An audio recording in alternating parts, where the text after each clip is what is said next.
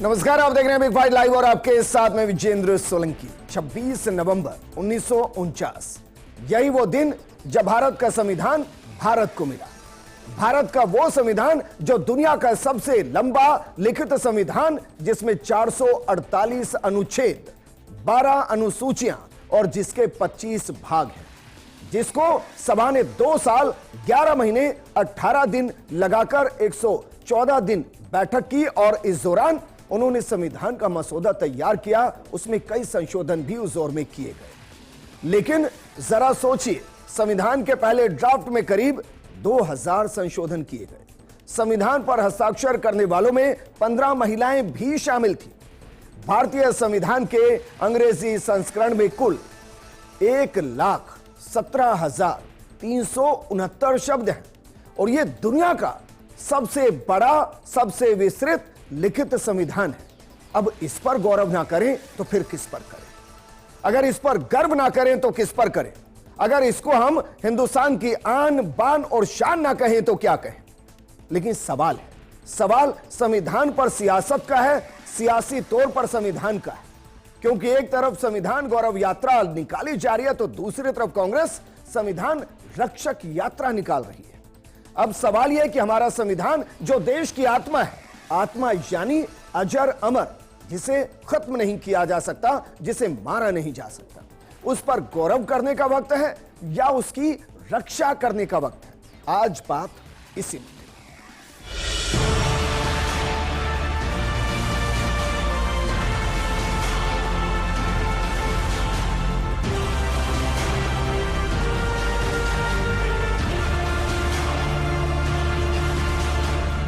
Constitution is not a mere lawyer's document. Its spirit is always the spirit of age.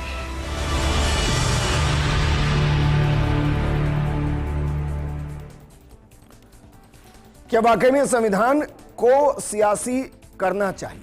क्या वाकई में संविधान को लेकर भी सवाल खड़े करने चाहिए? क्योंकि संविधान देश की अटूट आस्था, आस्था शब्द मैं इस्तेमाल कर रहा हूं, वाकई में आस्था का केंद्र बिंदु है, जो बताता है कि एक देश, एक निशान, एक पहचान, एक विधान और एक संविधान। इस मुद्दे पर बात करने के लिए हमारे साथ मौजूद हैं बीजेपी प्रवक्ता प्रताप राव जी, कांग्रेस प्रवक्ता यशवर्धन सिंह जी और वरिष्ठ अधिवक्ता संजय महला जी। शुरुआत यशवर्धन जी आपके साथ। क्या वाकई में संविधान दिवस के मौके पर उस यात्रा का आगाज करना सियासी कहूं या फिर कुछ और कहूं मैं कि संविधान रक्षा यात्रा निकालने की तैयारी कांग्रेस 26 जनवरी तक ये निकाली जाएगी, ऐसा क्यों? देखिए विजेंद्र जी, जैसा आपने पहले कहा, भारत के हर नागरिक को भारत के संविधान पर गर्व है, गौरव है, गर्व होना ही चाहिए। और भारत की हर पॉलिटिकल पार्टी की जिम्मेदारी है कि वो भारत के संविधान की रक्षा करने के लिए सारे काम करे। भारत के संविधान की रक्षा होगी तो भारत का लोकतंत्र, गणतंत्र सब सुरक्षित रहेंगे। इसलिए भारत के संविधान की रक्षा करना बहुत जरूरी है। 24/7 काम है, ये केवल 1 महीने की बात नहीं है, ये लगातार चलने वाला काम है। आपको विजिलेंट रहना पड़ेगा, हर पॉलिटिकल पार्टी को सजग रहना पड़ेगा, जागरूक रहना पड़ेगा कि संविधान के साथ कहीं कोई छेड़छाड़ तो नहीं हो रही है। तो ये बहुत जरूरी चीज है। और आज की जो नई पीढ़ी है, इस गौरव यात्रा और रक्षा यात्रा, संविधान रक्षा यात्रा जो है, इससे नई पीढ़ी को भी पता लगेगा कि हमने कितनी मेहनत से दुनिया का सबसे बड़ा संविधान बनाया, जिस पर पूरे प्रत्येक भारतीय को गर्व है। सर, रक्षा उसकी की जाती है जो कमजोर हो, जिसको डर हो, उसकी नहीं की जाती है जो अपने आप में सर्वशक्तिमान हो। संविधान हिंदुस्तान में अपने आप में सर्वशक्तिमान है, जो उल्टा हमारे नैतिक कर्तव्यों की, हमारे अधिकारों की रक्षा करता है। भला उसकी क्या ही रक्षा करेंगे? विजेंद्र जी, डॉक्टर भीमराव अंबेडकर ने कहा कि संविधान उतना ही मजबूत है जितना उसके मानने वाले सजग हैं, और संविधान उतना ही कमजोर है अगर उसको उस वक्त की जो रूलिंग पार्टी होगी वो अगर उसको नहीं मानेगी तो संविधान उतना ही कमजोर हो जाएगा। इसलिए इसकी रक्षा करना ही जरूरी है। और ये बातें उस वक्त भी संज्ञान में थी कि हमें संविधान की रक्षा लगातार करनी पड़ेगी। तो कौन नहीं मान रहा है सर संविधान को? कौन नहीं मान रहा? नहीं, मानने न मानने की नहीं बात है, आपको लगातार रक्षा तो करनी पड़ेगी। अगर आप विजिलेंट रहेंगे, जनता को उसके मुद्दे बताते रहेंगे, अगर कहीं भी हमला हो रहा है किसी भी तरह का, तो आपको विजिलेंट रहना पड़ेगा। अभी उसमें लगता कहाँ नहीं है issue कि है? पार्टी की ही रक्षा करने की जरूरत है? संविधान के बाद में कर लें, बैक टू बैक चुनाव हारना, संविधान की तेजी रक्षा से नीचे जाना। संविधान की रक्षा करना सबसे ज्यादा जरूरी है। अगर संविधान की रक्षा हो जाएगी तो लोकतंत्र की, पार्टियों की, सबकी रक्षा हो ठीक है प्रताप राव जी, ये तो बीजेपी के लिए प्लस पॉइंट है भाई। बीजेपी सोच रही होगी कि अब किस मुद्दे के साथ आगे बढ़ेंगे। बीजेपी ने कांग्रेस ने अगले 3 महीने का मुद्दा और दे दिया। नहीं, बिल्कुल। देखो, मैं यशवर्धन जी की बात से सहमत हूँ। संविधान की रक्षा कांग्रेस से करने की बहुत ज़रूरत है। देखिए, संविधान में हमारी न्याय व्यवस्था वर्णित है, लेकिन सर्वोच्च न्यायालय जैसी संस्था पर लगातार आक्षेप लगाकर उसे नीचे गिराने की कोशिश होती है। चुनाव आयोग जैसे निष्पक्ष संस्थाओं पर हमारी जितनी भी व्यवस्थाएं हैं, CDA, IB, सब पर, यहाँ तक कि अब जनमत पर भी सवाल उठने लगे हैं, जो कि हमारे संविधान का एक मूल आधार है। तो इन सब बातों पर तो कांग्रेस को निश्चित तौर पे ये समझना चाहिए। वो जब संविधान की रक्षा का एक ये अभियान चला रहे हैं, तो सबसे पहले खुद ये प्रतिज्ञा करें कि हम संविधान की रक्षा करेंगे। क्योंकि पता है कि जवाहरलाल नेहरू के समय, फिर इंदिरा गांधी के समय, फिर राजीव गांधी के समय जब वो सत्ता में थे, किस तरह से संवैधानिक संस्थाओं को तोड़ा मरोड़ा गया, यहाँ तक कि अनुच्छेदों में भी परिवर्तन किया गया। एक पंथ निरपेक्ष देश को धर्मनिरपेक्ष बना दिया गया, क्यों? जबकि सब जानते हैं कि भारत धर्माधारित है, या धर्म का मतलब कर्तव्य आधारित है, लेकिन इसको धर्मनिरपेक्ष बनाने की कोशिश हुई। तो ये सारी बातें निश्चित तौर पे कांग्रेस के लिए बहुत जरूरी हैं, और कांग्रेस ये अभियान चला रही है। संविधान धार्मिक है? नहीं, संविधान धार्मिक का नहीं। मैं धार्मिक का मतलब, फिर अब धर्म की परिभाषा सुप्रीम कोर्ट के अनुसार या हम हमारी मान्यताओं के अनुसार भी जाएंगे, तो धर्म का मतलब होता है जो धार्यति धर्म, जो हम धारण करते हैं, हमारे जो कर्तव्य हैं, हमारे एक नागरिक के तौर पे राष्ट्र के प्रति कर्तव्य हैं, हमारे एक बेटे के तौर पे पिता के प्रति कर्तव्य हैं, वो सब धर्म का हिस्सा है। धर्म कोई पूजा पद्धति का नाम नहीं है। तो इसलिए उस धर्म की मैंने बात की कि यहाँ जो व्यवस्थाएं हैं, यहाँ जो परिवार व्यवस्था है, कुटुंब व्यवस्था है, यहाँ आपस के भाईचारा है, समाज व्यवस्था है, वो सब उसी धर्माधारित व्यवस्था का अंग है। तो मैं ऐसा हुआ होगा ना प्रताप, तो मेरा सवाल खड़ा हुआ कि संविधान की रक्षा की जरूरत है, नहीं तो हुआ होगा ऐसा? नहीं, मैं वही कह रहा हूं कि निश्चित तौर पे कांग्रेस जब सत्ता में रही है, चाहे विपक्ष में रही है, हमेशा वो संवैधानिक संस्थाओं के खिलाफ, संवैधानिक प्रावधानों के खिलाफ हमेशा आक्रमण करती रही है। हमें पता है कि आपातकाल किस तरह से संवैधानिक अधिकारों को, नागरिक अधिकारों को खत्म कर दिया गया था। मैं तो खुद जानता हूं, क्योंकि मेरे परिवार में ही जब सवाल नहीं उठा रहा हूं, लेकिन क्या यह महज संयोग है कि बीजेपी के सत्ता में आने के बाद तमाम जो विपक्षी पार्टियों के नेता होते हैं उन पर कार्रवाइयां शुरू होती है? इलेक्शन आने से तुरंत पहले किसी भी क्षेत्र की जो बड़ी विरोधी पॉलिटिकल पार्टी होती है उस पर एक्शन होता है, फिर इलेक्शन चला जाता है, एक्शन चला जाता है, फिर नया इलेक्शन आता है, एक नया एक्शन होता है, और ये अनवरत लगातार जारी हो रहा है, परिणाम कुछ नहीं है। देखिए, हमारे जो संविधान निर्माताओं ने, विजेंद्र, ये सारी व्यवस्थाएं की थी। उन्होंने सोच लिया था कि आगे आने वाले समय में अगर राजनीति कहीं ऐसी दिशा में चली गई जहां आपस में इतना टकराव हुआ, तो क्या व्यवस्थाएं होंगी। ये आपातकाल में भी हमने देखा कि जबरदस्ती जिस तरह से लोकतंत्र का गला घोटा गया, तो इलाहाबाद हाईकोर्ट के निर्णय ने पूरी की पूरी व्यवस्था को बदल दिया था। तो हम जानते हैं कि किस तरह से, तो इसलिए मेरा ये मानना है, अगर कहीं इनको लगता है कि ऐसा कुछ हो रहा है तो कोर्ट व्यवस्था है ना, तो कोर्ट पे विश्वास क्यों नहीं? कोर्ट पर ही आरोप क्यों सर्वोच्च न्यायालय, यहां तक कि मुख्य न्यायाधीश पर, चंद्रचूड़ पर, जो कि अपनी न्यूट्रलिटी के लिए प्रसिद्ध थे, उन पर भी आरोप लगे। तो ये सारी बातें, अभी नया क्या बदलाव करने की तैयारी कर रहे हैं सर संविधान में? संविधान में किस चीज के बदलाव की? कुछ तो नया होगा ना सर। देखिए, संविधान, अब मैं फिर ये बताता हूं, हमारे पूर्वजों ने, हमारे संविधान निर्माताओं ने जब संविधान बनाया, तो एक बात स्पष्ट कही कि संविधान जो है वो किसी निष्प्राण पुस्तक का नाम नहीं है। हमारा संविधान आत्मा के सहित है, और यह आत्मा जनता की आत्मा है।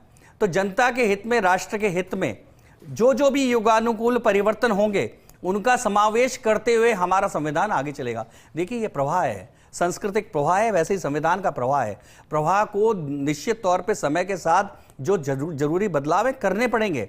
इसमें कहीं भी संवैधानिक रोक नहीं है। हमारी जो संविधान संशोधन की जो व्यवस्था की गई, वो इसी कारण से की गई कि काल के अनुसार युगानुकूल जो परिवर्तन करने की जरूरत हो।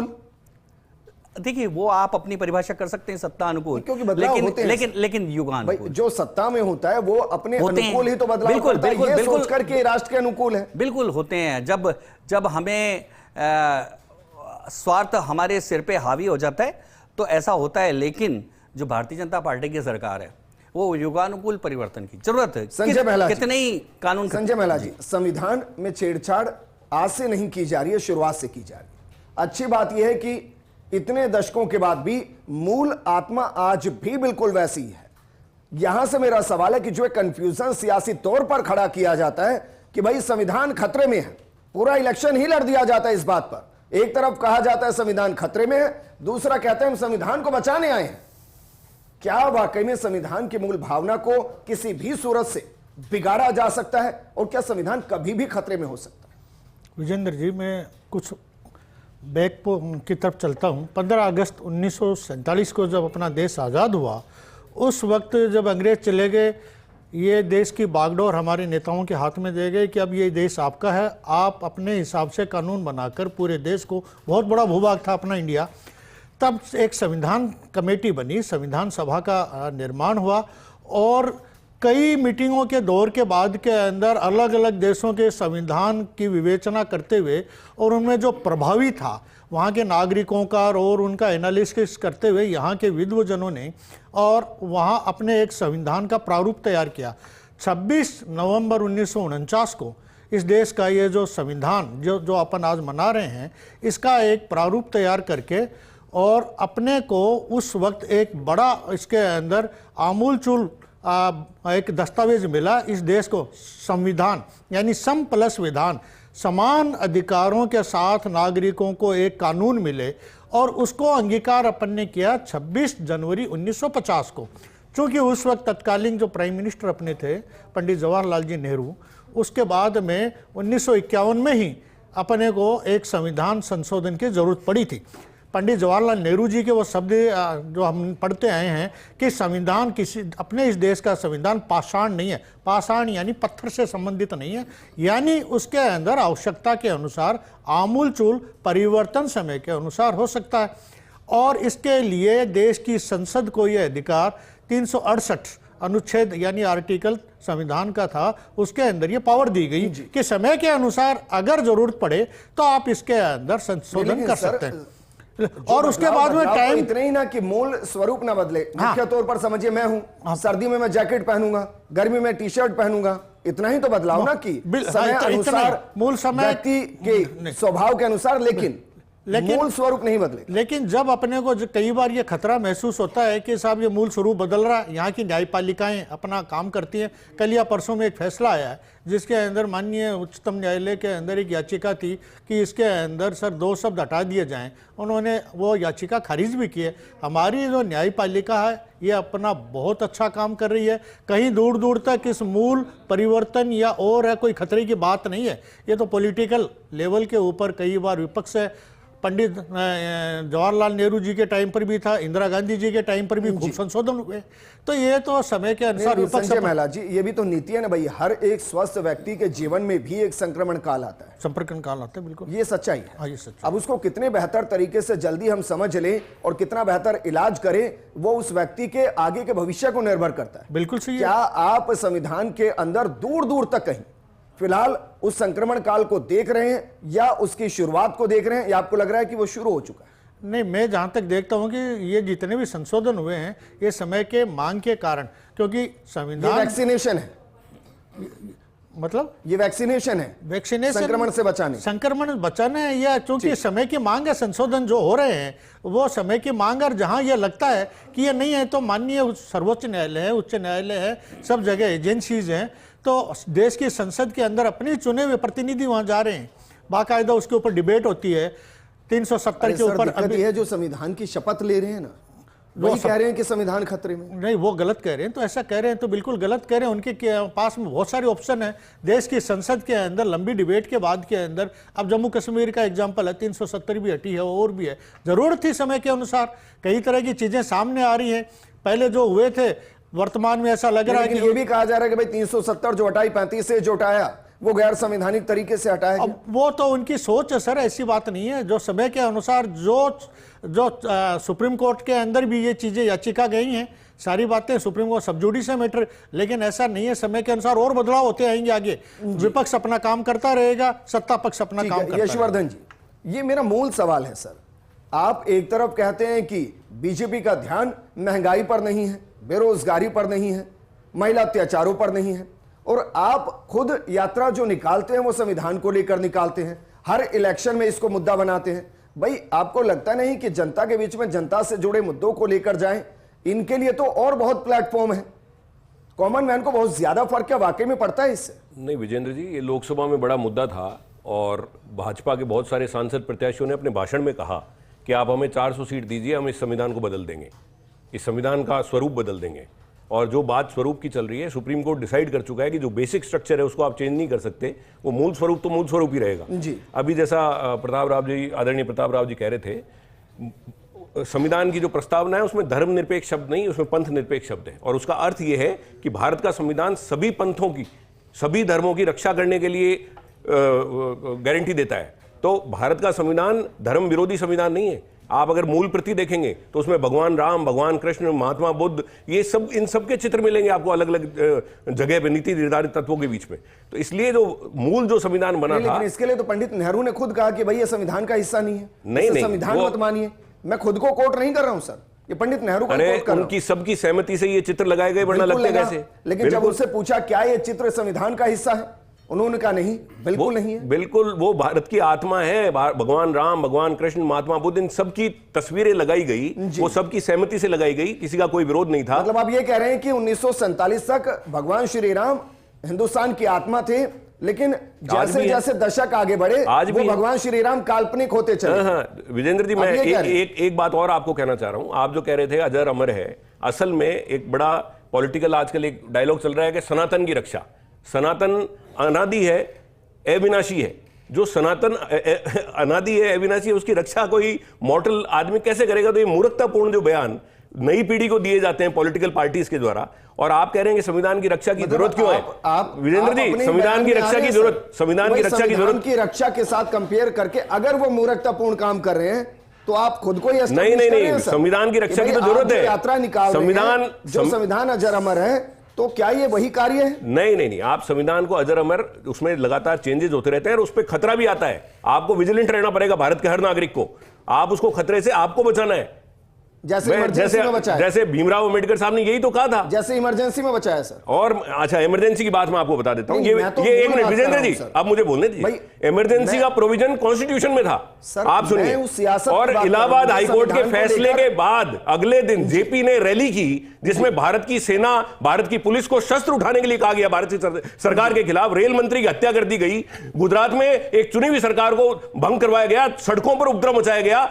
इंदिरा गांधी ने अपनी कुर्सी बचाने के लिए, वो एक दिन पहले ही फैसला आ चुका था उसका, तो उसके अगले दिन इमरजेंसी इसलिए लगानी पड़ी कि पूरे भारत में उपद्रव मचा था, और वो कॉन्स्टिट्यूशन का पार्ट था। इमरजेंसी अनकॉन्स्टिट्यूशनल नहीं था, नेताओं को, और कॉन्स्टिट्यूशन के तरीके से लगाया गया उसको। फिर कुछ पार्टियों के नेताओं को इसलिए रिहा नहीं किया गया क्योंकि वो विरोधी पार्टी के हैं। विरोधी नहीं, उपद्रव चल रहा था, सड़कों पर उपद्रव, सड़कों पर उपद्रव। आज अगर विपक्षी दल ये कहते हैं कि भारत की सेना और भारत की पुलिस भारत की सरकार के विरुद्ध विद्रोह कर दे, तो आप देखिएगा क्या करते हैं।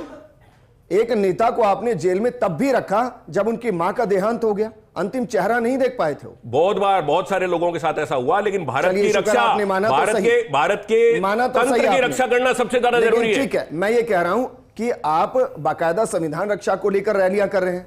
कुछ तो तस्वीरें ऐसी भी आई जहां आपने संविधान की जगह खाली कॉपियां बांट दी। कौन सी खाली कॉपियां? गांधी जी जो लेकर चल रहे हैं, क्या वो आप व्हाट्सएप की बातें कैसे कर लेते हैं? मोदी जी व्हाट्सएप को कोट करते हैं, आप मोदी जी को कोट कर रहे हैं। मोदी जी ने देखी है कि वो झूठ बोलते हैं। उनके 10वां भाषण में आपको बता दूंगा जिसमें वो शुद्ध रूप से झूठ बोल रहे हैं। वो तो श्यामा प्रसाद मुखर्जी के ऊपर पूरा भाषण दे गए कि वो गुजरात के बेटे थे, इंग्लैंड में पढ़े, गुजरात में खत्म हुए 1900 इतने को, यानी उनसे पहले ही खत्म कर दिया। विवेकानंद के साथ बैठते थे, जबकि विवेकानंद के 1 साल बाद में पूरा भाषण पढ़ा है उनका। वो तो पूरे भाषण ही गलत दे देते हैं पढ़ के। टेलीप्रॉम्प्टर पर जो लिखा होता है, उनको किसी ने व्हाट्सएप पे कह दिया होगा कि साहब संविधान की खाली कॉपियां। संविधान की खाली कॉपियां कौन बांटेगा? किसने देखी वो कॉपियां? नहीं, लेकिन वो संविधान भी तो नहीं है ना। अरे तो कौन सी आपने कहां से कोट कर दिया? तो किसने देखी वो? कि ये बात ही कहां से आई? चलते हैं, वो क्या संविधान है? क्या जो राहुल गांधी हाथ में लेकर चल रहे हैं, हाँ क्या बिल्कुल, वो भारत का संविधान की कॉपी है वो। अरे सर, संविधान 1,17,000 शब्दों से ज्यादा में बना, हाँ, तो तो इतनी सी उसमें- कॉपी में आ गया सर। हाँ, तो उसमें सारे के सारे मूल तत्व जो है वो सारे के सारे उसमें इनकॉर्पोरेटेड है। मतलब उस संविधान की आत्मा लेकर चल। बिल्कुल, भारत ठीक है, के प्रताप संविधान राव की जी। प्रस्तावना उसकी आत्मा प्रताप है। राव जी, भाई मुझे कोई कंफ्यूजन नहीं है कि मेरे संविधान को कभी दूर दूर तक कोई खतरा है। गौरव पहले भी था, गौरव आज भी है। संविधान को लेकर सियासत कब जाकर खत्म होगी? पहली बात तो यह है कि मैंने जैसे पहले बताया कि संविधान को खतरा अगर है तो सबसे ज़्यादा कांग्रेस और राहुल गांधी से है। क्योंकि क्या है, संविधान को उन्होंने एक केवल किताब बना दिया है। किताब को ले लेके लहराने से कुछ नहीं होता।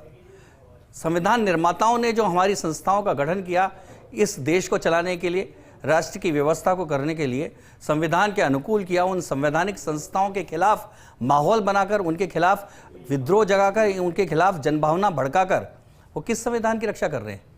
उन्होंने किस तरह से सुप्रीम कोर्ट की जब उनके खिलाफ आता है, कैसे ईवीएम को बार बार करते हैं, कैसे चुनाव आयोग को बार बार टारगेट करते हैं। जहां जीत जाते हैं वहां चुनाव आयोग की वाहवाही होती है, जहां हार जाते हैं वहां चुनाव आयोग को गाली देते हैं।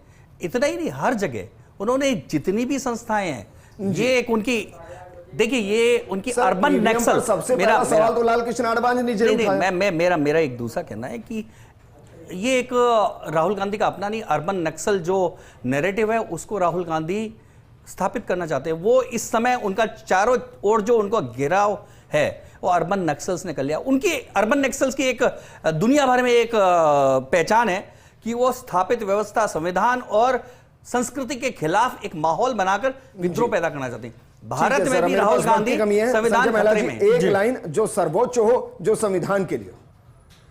मैं यही कहूँगा कि हमारा जो संविधान है दुनिया के सर्वोत्तम संविधानों में से एक है और पहले संशोधन होते आए हैं, समय की मांग के अनुसार आगे भी होते रहेंगे। और अगर किसी को कोई खतरा लग रहा है तो देश की न्यायपालिका में पूर्ण विश्वास रखना चाहिए। देश की संसद जो कुछ कर रही है अच्छा कर रही है, आगे भी करते रहेगी। चलिए, शुक्रिया सर हमारे साथ जुड़ने के लिए। यशवर्धन जी और प्रताप जी, आपका भी शुक्रिया चर्चा में शामिल होने के। इस संविधान की ही खासियत है कि हम संविधान को लेकर ही संवैधानिक तौर पर चर्चा कर रहे हैं और बता रहे हैं कि संविधान को क्या खतरा है और संविधान के जरिए ही बता रहे हैं। यही संविधान है। नमस्कार।